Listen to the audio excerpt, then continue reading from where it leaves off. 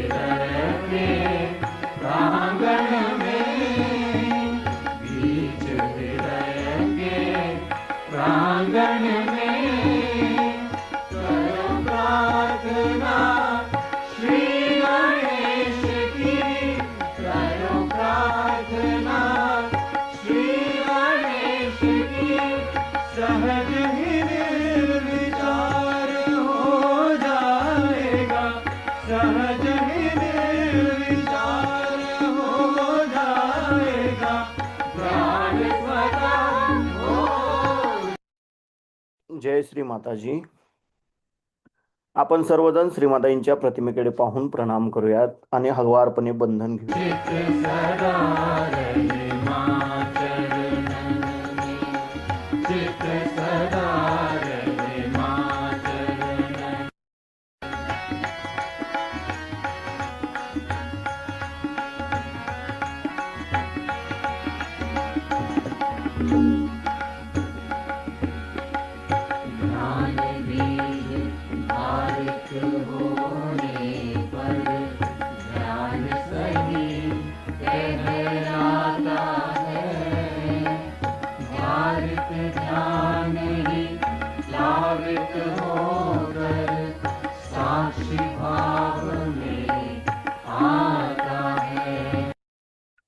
परमपूज्य श्री माताजी, आपणच साक्षात श्री आदिशक्ती आहात. आपल्या परमकृपेत आपल्या निर्मल चरणी ध्यान करण्याची अनुमती आम्हा सर्वांना प्रदान करा. आता हळुवारपणे डोळे मिटूयात आणि आपला उजवा हात जमिनीवर ठेवूयात. आपलं संपूर्ण चित्त आपण आपल्या डाव्या हाताच्या तळव्यापासून सहस्रार आणि सहस्रारापासून उजव्या हाताच्या तळव्याद्वारे धरणी मातेकडे 7 वेळा नेऊयात.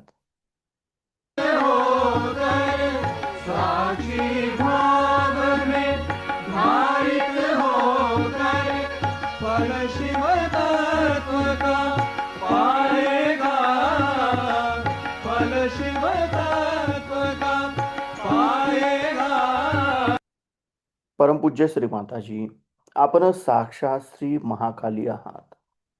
आपल्या परमकृपेत आमच्या डाव्या बाजूतील इडा नाडीवरील तमोगुणांचे सर्व दोष, सर्व बाधा, आमची इच्छाशक्ती शुद्ध व निर्मल होण्याच्या आड येणाऱ्या सर्व बाधा हे या उजव्या हाताद्वारे पृथ्वी तत्वामध्ये समर्पित करून घ्या व आमची इच्छाशक्ती शुद्ध व निर्मल बनवा, जागृत बनवा. आता आपण आपला उजवा हात मांडीवर ठेवूयात आणि डावा हात आकाश तत्वाकडे करूयात. आपलं संपूर्ण चित्त आपण आपल्या उजव्या हाताच्या तळव्यापासून सहस्रार आणि सहस्रारापासून डाव्या हाताच्या तळव्याद्वारे आकाश तत्वाकडे 7 वेळा नेऊयात.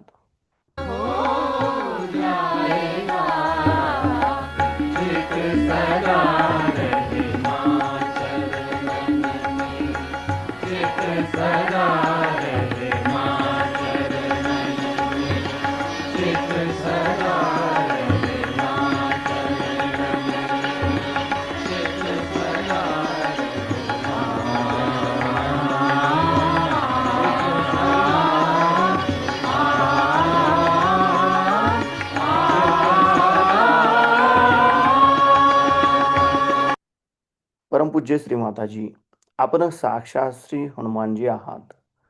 आपल्या परमकृपेत आमच्या उजव्या बाजूतील पिंगला नाडीवरील रजोगुणांचे सर्व दोष, सर्व बाधा हे या डाव्या हाताद्वारे आकाश तत्वामध्ये समर्पित करून घ्या व आमची क्रियाशक्ती शुद्ध व निर्मल बनवा, जागृत बनवा.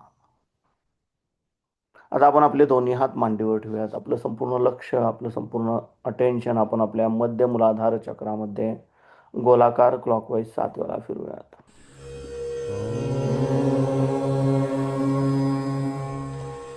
त्वमेव साक्षात् श्री महालक्ष्मी महासरस्वती महाकाली त्रिगुणात्मिका कुण्डलिनी साक्षात् श्री आदिशक्ति माताजी श्री निर्मला देवे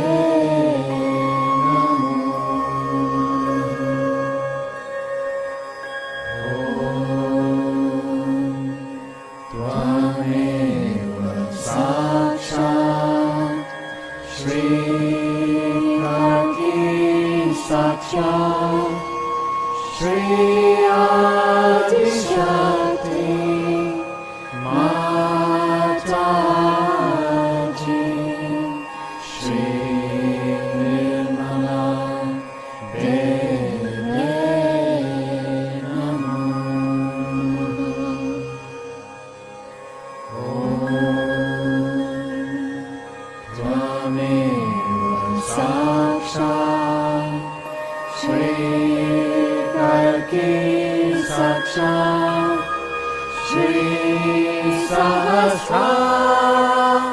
स्वामिनी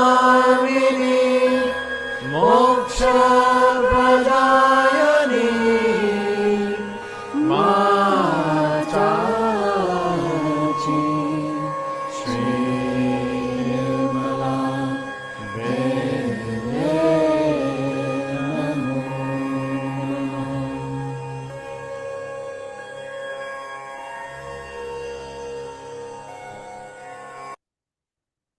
परमपूज्य श्री माताजी, आपण साक्षात श्री निर्मल गणेश आहात.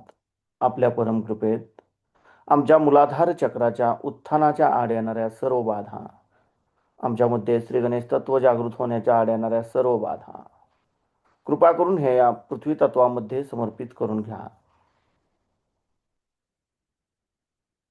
श्री गणेश साक्षात. ओम तमेव साक्षात श्री गणेश साक्षात श्री आदिशक्ती माताजी श्री निर्मला देवे नमो नमः. आता आपण आपला उजवा हात आपल्या ओटीपोटावर डाव्या बाजूला दाबून धरूयात.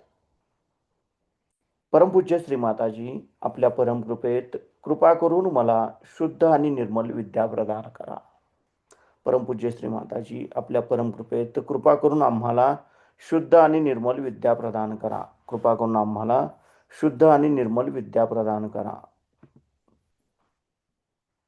आता आपण आपला उजवा हात आपल्या मध्य नाभी चक्रावर ठेवूयात. परमपूज्य श्री माताजी, आपल्या परमकृपेत कृपा करून आमच्यामध्ये लक्ष्मी तत्व प्रस्थापित करा. कृपा करून आम्हाला समाधानी बनवा. आता आपण आपल्या उजव्या हाताचा तळवा आपल्या नाभीच्या भोवताली म्हणजे आपल्या भवसागरावर क्लॉकवाईज 7 वेळा गोलाकार फिरवूया.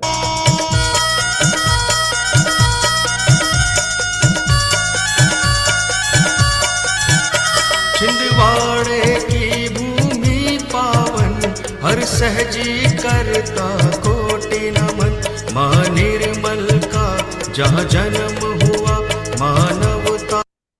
परमपूज्य श्री माताजी, आपण साक्षात श्री आदिगुरु दत्तात्रय आहात. आपल्या परमकृपेत कृपा करून आमच्यामध्ये गुरुतत्व जागृत करा. आता आपण आपला उजवा हात आपल्या हृदयावर ठेवायचा डाव्या बाजूला.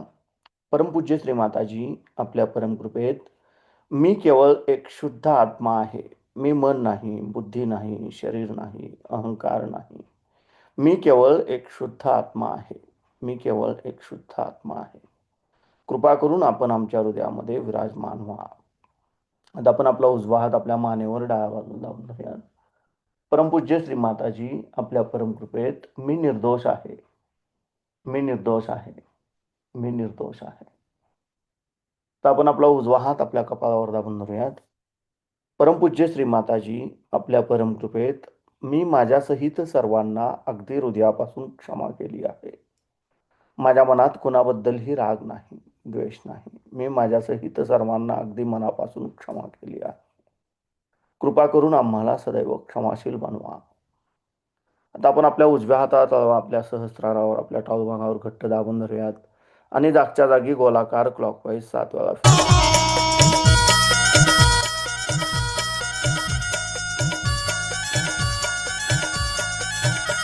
बननार गोल है मोक्ष का द्वार जग का माने खोला सहस्त्रार जागृत कर जन जन तार दिया हमें सहज योग उपहार. परमपूज्य श्री माताजी, आपण साक्षात श्री सहस्रार स्वामिनी आहात. आपण साक्षात श्री आदिशक्ती आहात. आपल्या परमकृपेत कृपा करून आम्हाला निर्विचारिता प्रदान करा. आता आपण आपले दोन्ही हात मांडीवर ठेवूयात. आपलं संपूर्ण लक्ष आपल्या दोन्ही हाताच्या तळव्यामध्ये केंद्रित करूयात आणि ह्याच अवस्थेमध्ये आपण श्रीमाताईंची अमृतवाणी ऐकूया.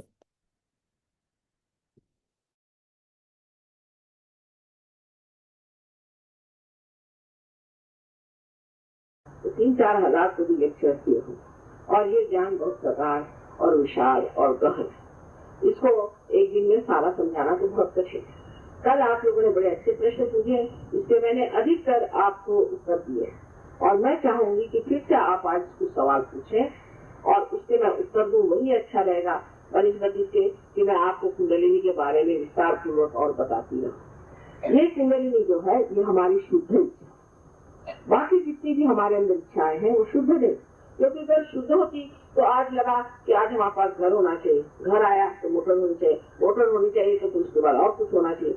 माने आप जानते हैं कि इकोनॉमिक्स में कहा जाता है कि in general wants are not satisfied, माने पूर्णतया कोई सी भी इच्छा जो होती है उससे मनुष्य समाधान नहीं प्राप्त। इसका मतलब है कोई ऐसी भी इच्छा हो सकती है जिससे मनुष्य समाधान प्राप्त करे, और वही ये कुंडलिनी शक्ति है जो कि हमारे अंदर पूर्णतया एक शुद्ध इच्छा, और जब ये शुद्ध इच्छा हमारे अंदर जागृत हो जाती है तब हम सारी इच्छाओं को एक साक्षी स्वरूप हो गए।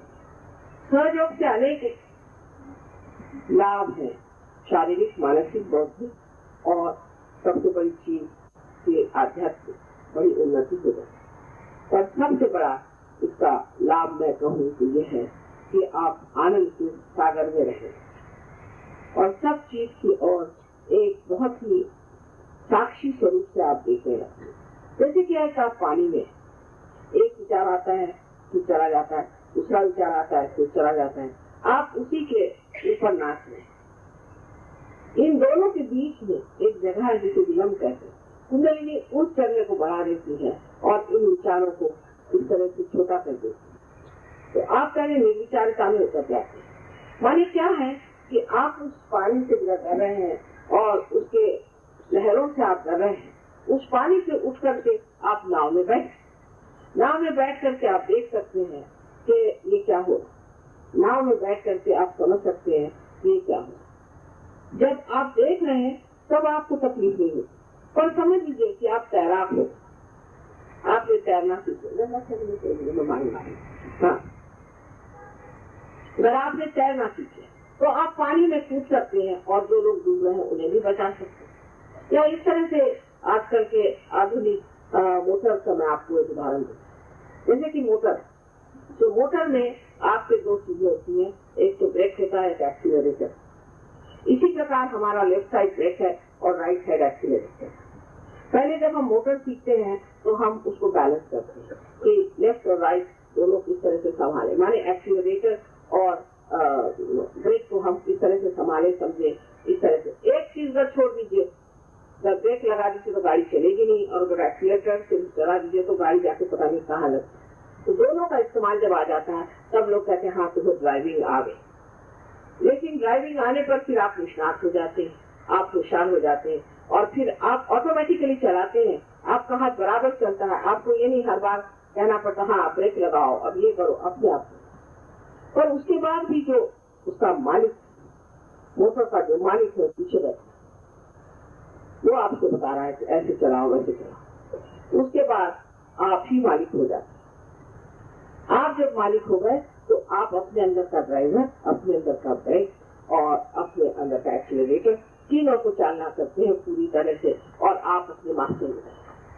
और इसी कारण जिस वक्त आपकी लेफ्ट साइड बिजी हो जाती है तो आप में जो कुछ भी ऐसी आते हैं जिससे आप छुट्टी करना चाहते हैं एकदम छोड़कर भाग जाए, क्योंकि आप समझ हो जाते, सम अर्थ हो जाते हैं। आपका जो अर्थ है वो पूरा हो जाता है और उस समर्थता में आप इस तरह से बहादुर हो जाते हैं कि कुछ कहे बगैर ही वो सब चीजें चली जाती है। दूसरी चीज ये है कि जब आपकी लेफ्ट साइड ठीक हो जाती है तब आपको सही तरीके से अपने इमोशनल बैलेंस पर सुना, आप समझ लेते हैं कि आप कहाँ बहक रहे हैं, कहीं आप ज्यादा चले जा रहे हैं कि कम आ रहे हैं। तो इस संतुलन के कारण ही मनुष्य जो है वो एक ऐसी दशा में आ जाता है कि उसके चक्र जो मैंने आपको अभी दिखाए थे पूरी तरह से खुलना शुरू हो जाता है। ये प्रणाली धीरे धीरे किसी में काम करती, किसी में बड़ी ही जोरों में बहुत जल्दी करती, किसी में तो इतने जोरों में करती है कि कुछ लोग हैं मैं देखती हूँ 2-2 साल तक जो करते हैं उनको इतना लाभ है, और कोई है कल आए और आज बैठ गए, इस तरह के भी लोग।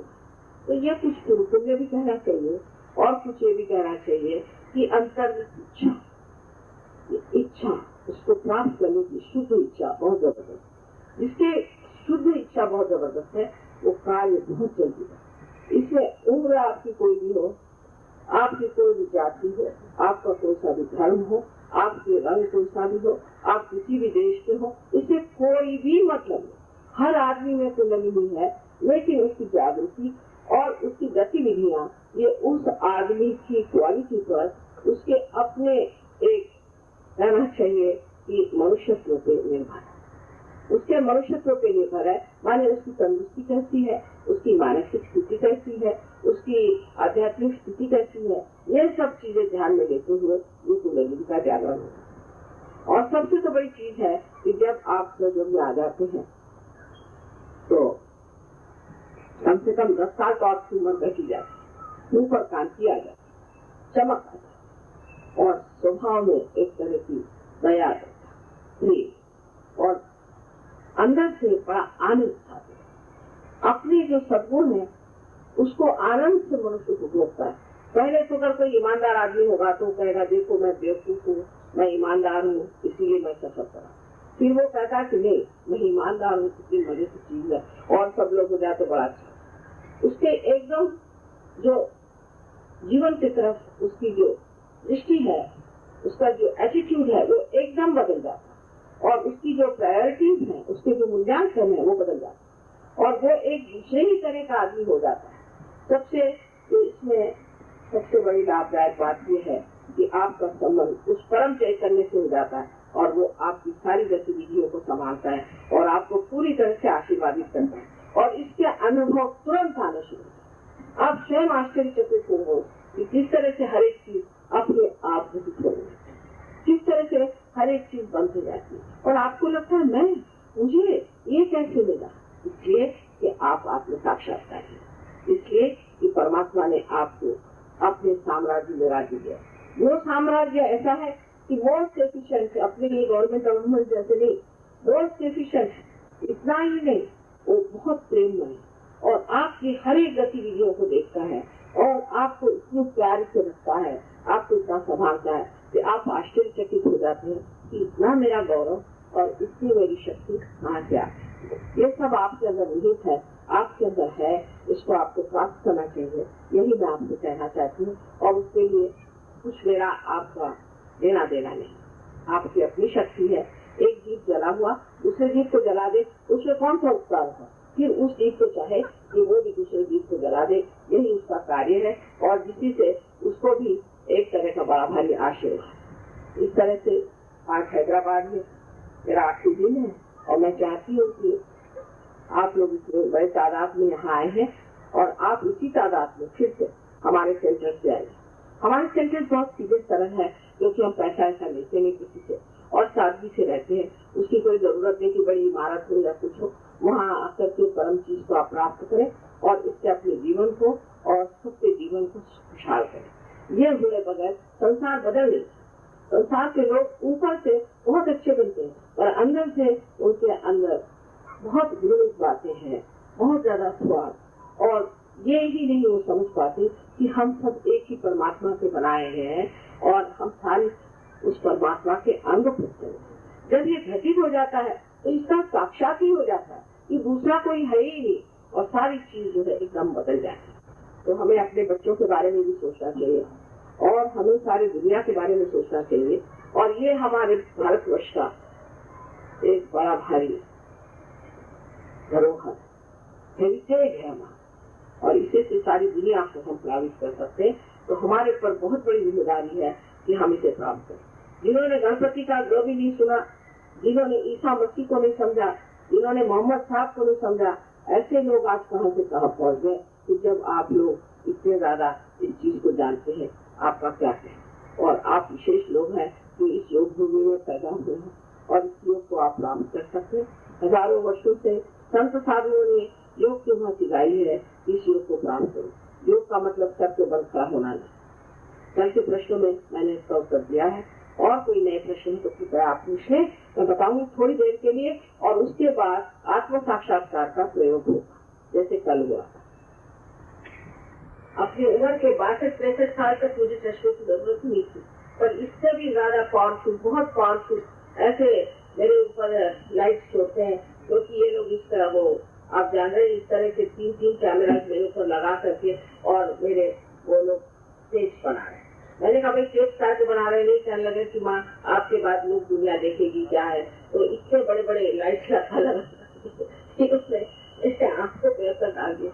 और ये तो कुछ भी नहीं है, इससे भी मेरे ख्याल से 10 गुना ज्यादा पावरफुल लाइट मेरे मुंह पर फेंकते, और मैं उसे क्या करूँ, कितना समझाऊं, तो भी वो लाइट पूरी समय मेरे 24 घंटे जब तक मैं बैठी रहूंगी तब तक रहेगा। अगर मैं 24 घंटे बैठी रहे तो 24 घंटे तक मेरे ऊपर बैठे। इसलिए थोड़ी सी आंख में जरूर शिकायत हो गई है मेरे कि वैसे तो दिखाई देता है पर थोड़ा सा लगता है, तो उसमें कोई बड़ा भारी दोष तो नहीं। इसलिए कि आपने क्यों ऐसा किया। फिर एक सामने एक और सवाल पूछा कि आप होटल में क्यों आए, आपको पैदल आना चाहिए। क्यों साहब मैं क्यों पैदल आऊँ, मेरी समझ में नहीं आया। ये क्या जबरदस्ती, क्या मैं पैदल आऊँ, और मैं इंग्लैंड जाती हूँ, अमेरिका जाती हूँ, तो अब मैं पैदल चल के जाऊँ। अजीब अजीब इस तरह की छोटी छोटी ऊंची बातें पूछने वाले लोग सहयोग के लायक है। छोटी छोटी बात और बहुत ही उच्छृंखल है, मतलब सुपरफिशियल है। जैसे कि एक सामने कहा कि आप वहाँ बैठे थे और आपके चारों तरफ फूल थे लगाए इन लोगों ने, क्या हर्ष है, तब मुझे फूलों का शौक है, इसमें कोई हर्ष है?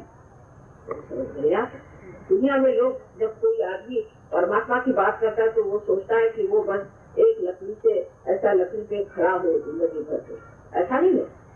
जो आदमी इस तरह से सोचता है उसको बिल्कुल परमात्मा के बारे में कल्पना है। परमात्मा तो हर चीज को पूरी करते रहते, हर चीज को, यानी कोई चीज की कभी कभी होती ही नहीं, तो आप कैसे लकड़ी पर खड़े रह सकते, वो खड़े रहने ही नहीं देगा आप। और इस तरह की छोटी छोटी बातें करने वाले लोग सहयोग दुनिया, उसको गहन लोग चाहिए। जैसे मराठी में कहा गया है तुकाराम ने, याला पाहिजे जाति के, उसको असल लोग चाहिए। और नकल लोग हैं और बेकार के ऐसे उच्छृंखल लोग हैं, उनके लिए सहयोग है नहीं, और उन्होंने अपना यहाँ बेकार टाइम बर्बाद करने से कोई फायदा नहीं। हमारा भी टाइम बर्बाद होगा उनका, ये उन्हीं के लिए है जिसको पाया। और उन्होंने भी कहा एड़ा गवाया से काम उन्होंने, माने पागल और मराठी मैंने हवलत आदमी के लिए काम नहीं, हवलत शब्द है उसके लिए, तो ऐसे लोगों के लिए सहयोग नहीं। सहयोग है कोई खास चीज, और ये नहीं कि हर एक आदमी आपको सहयोग में पार हो जाएगा, ये जरूरी नहीं। हर एक आदमी बीमारी से ठीक हो जाएगा। और किसी लोगों ने तो ये कहा कि हम आपको चैलेंज देते हैं, आप हमें ठीक हो। चैलेंज क्या था, मैं आपसे एक पैसा कभी नहीं ले रही, कुछ नहीं ले रहे, अब किस चीज का चैलेंज। इस प्रकार बहुत से लोग ऐसे लोगों के लिए सहयोग जो चाहते हैं उनको नम्रता से जो चीज है। ये तो सोचना चाहिए कि परमात्मा को आपके चरणों में जिससे नहीं कहेगा बाबा तो अपना आत्मिक साक्षात्कार है, इसमें नम्रता। इस आदमी में नम्रता नहीं, वो तो कभी कुबेरनी चढ़ेगी नहीं, उसकी ईगो बैठा रहेगा, तो गणेश जी वही कुबेरनी को नीचे रोक के रखेंगे कि ये बड़ा इगोइस्टिकल आदमी इसको कुबेरनी चढ़ाएगा। ये तो गणेश जी कभी चढ़ने नहीं देंगे, क्योंकि मूलाधार में बैठे हो, कभी चढ़ने नहीं देंगे। तो इसलिए समझना चाहिए कि जो भी आप सवाल पूछे बेवकूफी का न पूछे, समझदारी। अब ट्रांसेंडेंटल मेडिटेशन एक नमूना है, वो भी उसके बारे में मैं ऐसे बताऊं कि इसके बारे में मुझे जान कैसे कि एक साहब थे, वो ट्रांसेंडेंटल मेडिटेशन का एक बड़ा भारी प्रोजेक्ट चला रहे थे स्कॉटलैंड में, जिसका नाम था फाउंडेशन ऑफ लाइफ। वो साहब मेरे पास आए और उनकी पत्नी, वो खुद डायमंड मर्चेंट थे एक जमाने में, जब वो मेरे पास आए तो बैंकरप्ट। उनकी बीवी, वो एक ड्यूक की ग्रैंड डॉटर थी, वो भी बैंकरप्ट, और उनकी लड़की और उनके जो वहाँ पर डेप्यूटी थे, डेप्यूटी डायरेक्टर, बड़े बड़े नाम। तो वो चारों आदमी, उनको एपिलेप्सी की बीमारी, और वो रास्ते में गिर पड़े। उन्होंने मुझे जो बताया, मैं सुन के हैरान हो गई कि लोगों का दिमाग है कि नहीं। उन्होंने ये बताया कि शुरुआत में ये ट्रांसेंडेंटल मेडिटेशन के लिए तो वहाँ पर एक 7 कमरों में से गुजर करके उनको जाना पड़ा। वहाँ ये कुर्सी जो बैठे थे 4 फुट के 6 इंच वाले, तो इन्होंने चरणों में नमस्कार हो, तेरे चरणों में नमस्कार हो। दुर्गति हरिणी दुर्गा, दुर्गति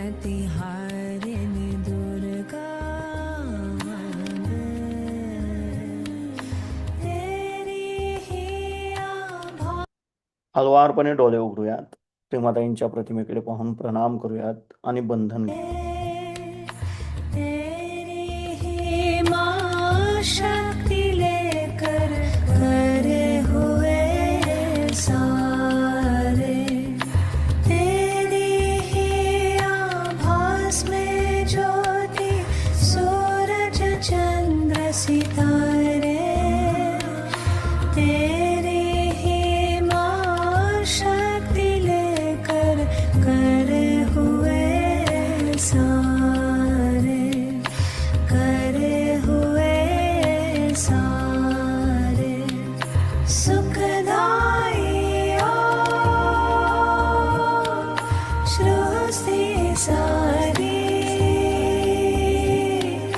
सुखदाई ओ सृष्टि सारी, हल्का दुख का पार हो, हल्का दुख का पार हो, तेरी जय जयकार हो,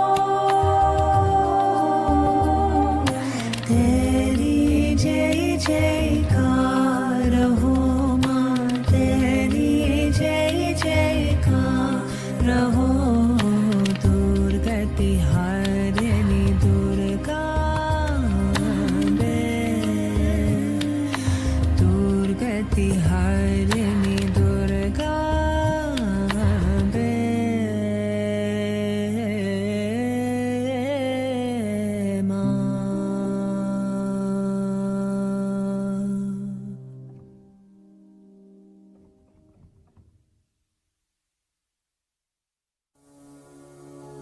हे माँ तेरा कैसे ध्यान धरूं,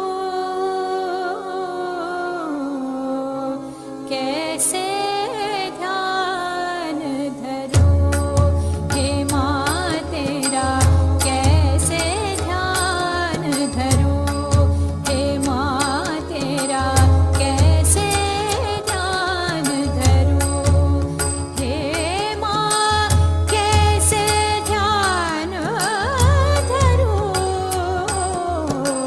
कैसे ध्यान धरूं, हे माँ तेरा कैसे ध्यान धरूं।